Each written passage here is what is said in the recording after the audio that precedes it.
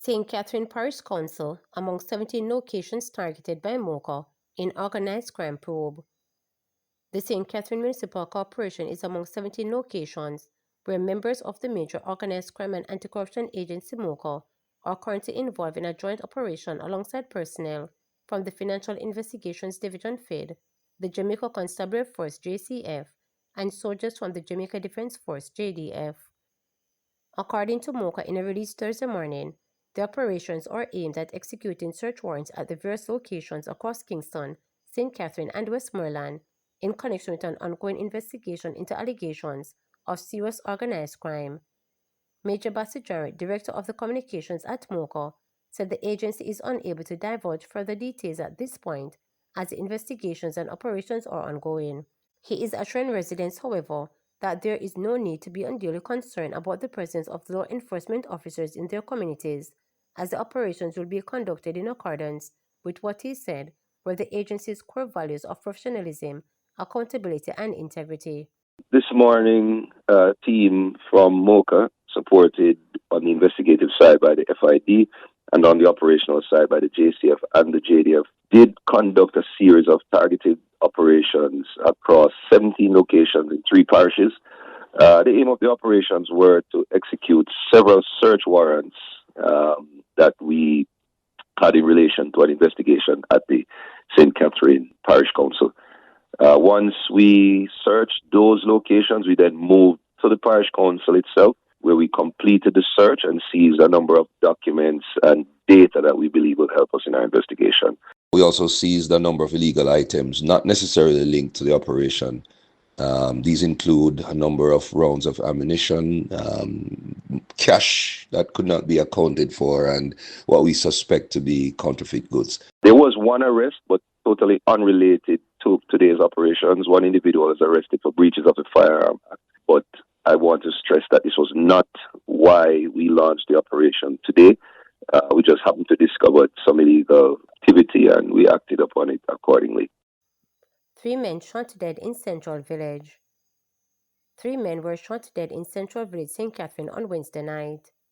The deceased, all residents of Central Village, had been identified as 20-year-old Matthew Simmet, also known as School G, of the Thomas Lane section of the community, Giovanni Ferguson, also known as Gio, of McBride Hill, and Jaheim Ferguson, also known as JG, also from McBride Hill. Reports are that about 9:45 p.m., residents of McBride Hill reportedly heard a series of explosions. At the end of the gunfire, the lifeless bodies of the 3 young men were discovered and the police were alerted. Upon their arrival, the police found the body of Simmet outside a dwelling house, seated with gunshot wound to his face and upper body. Jaheim Ferguson's body was seen inside the house, lying on its back with gunshot wounds to the chest and head, while Giovanni Ferguson's body was discovered in another room inside the house, lying on its side with gunshot wounds to his body. It is understood that initial investigations by the police suggest that the deceased men were involved in a shootout. The investigations are ongoing. We're not yet clear as to the circumstances, early days yet, our investigations are ongoing. But I want to use this opportunity to appeal to the residents of Central Village to just cooperate with the police, share whatever information they have to stem these kind of mayhem that has been taking place in our society for quite too long. You know, it is time that they work closer with the police to rid the community of these kind of persons who are committing crimes of this nature.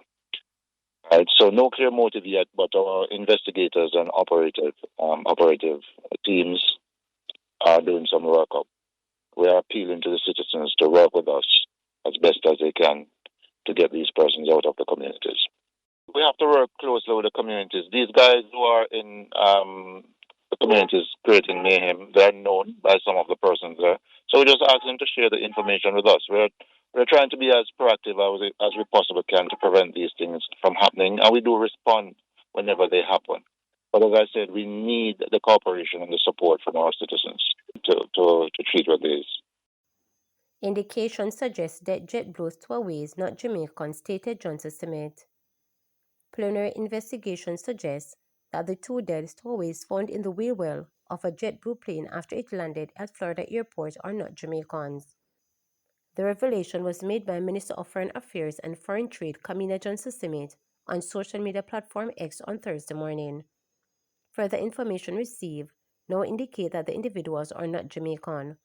We still, however, await formal reports as investigations continue, the minister noted. According to U.S. media reports, the bodies of two individuals were badly decomposed when they were found in the airplane landing gear compartment by airport staff on Monday night. The bodies were discovered during a post-flight maintenance inspection after it operated as Flight 1801 from John F. Kennedy International Airport in New York to Fort Lauderdale Hollywood International Airport. The flight had departed Jamaica early in the day, leading to speculation that the deceased were Jamaicans. Spanish Town Road, Manning-Hill Road among roadways being addressed on the REACH program. The National Works Agency NWA says rehabilitative work would have commenced along Spanish Town Road and Manning-Hill Road in Kingston to address the poor road conditions facing motorists. The works, which commenced on Tuesday, will continue over the course of the next 2 weeks. They were implemented as part of the $5 billion Jamaican dollars road rehabilitation component of the Relief Emergency Assistance and Community Help REACH program. Manager of Communications and Customer Services Stephen Shaw says the work are targeting the worst affected sections of these roadways. The intent, he stated, is to restore the driving surface of those roadways to a more favorable condition.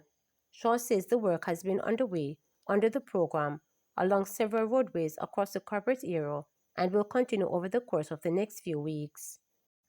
JLP rejects PNP plan to increase taxes on imported food items. The Jamaica Labour Party JLP is rejecting an ill-advised and a recipe for disaster the reported policy indication by the People's National Party PNP that it will impose a tax on imported food items should it form the next government. According to media reports, opposition spokesperson on agriculture Dr. Dayton Campbell reportedly told supporters at a PNP meeting that a tax on imported foods will be used to generate funds to develop the agriculture sector. However, in a release on Wednesday evening, JLP spokesman Marlon Morgan said the proposal by Campbell is disturbing. The PNP's indication that they will restore to massive taxation if they were to form the next government is yet another reminder and unmistakable sign that the PNP does not understand how to properly operate a free market economy, Morgan noted. Applying a special tax on all imported food items into Jamaica would lead to an increase in the price of basic food items and will unduly burden the Jamaican people. Such taxes would not be absorbed by importers but instead would be passed on to the consumers, with the poor little to be treated with the hardest hit as they expend a greater proportion of their income on basic food items, he continued. The Jamaica Labour Party is dismissing in the strongest terms the plan by the PNP to impose additional taxes on the Jamaican people as reckless and ill-advised. Morgan added that Campbell's articulation of the People's National Party taxation appears contrary to the Jamaican legal obligations as a signatory of the General Agreement on Tariff and Trade, which was replaced by the World Trade Organization, of which Jamaica is a member.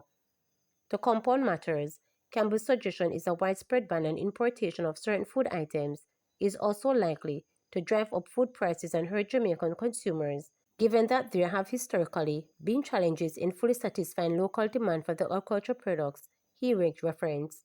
Currently, Jamaica only imports to supplement local production, Morgan noted. An argument may be preferred that Campbell is clearly speaking outside his area of competence, but the better view appears to be that the PNP tax plan is consistent with the high taxation and inflationary policies which have been traditionally utilized by the PNP to devastating effect on Jamaican consumers. Arguing that the PNP is at its last term of office had imposed approximately $60 billion in new taxes, Morgan said he is confident that Jamaicans will take note of the utterances of Campbell and also opposition spokesperson on education, Senator Damian Crawford, who had proposed an increase in general consumption tax GCT. It is clear that the PNP has not changed its philosophy and intends to impose additional burden on the people of Jamaica if they are given the opportunity to again lead this country. We reject their ill-advised, anti-people and anti-free market economy policies. The Jamaica Labour Party believes in policies which are likely to contain the cost of living, keep food prices within the reach of ordinary Jamaicans, and increase the purchasing power of consumers, Morgan noted. Remember to subscribe, like, share, and click the notification bell for daily updates.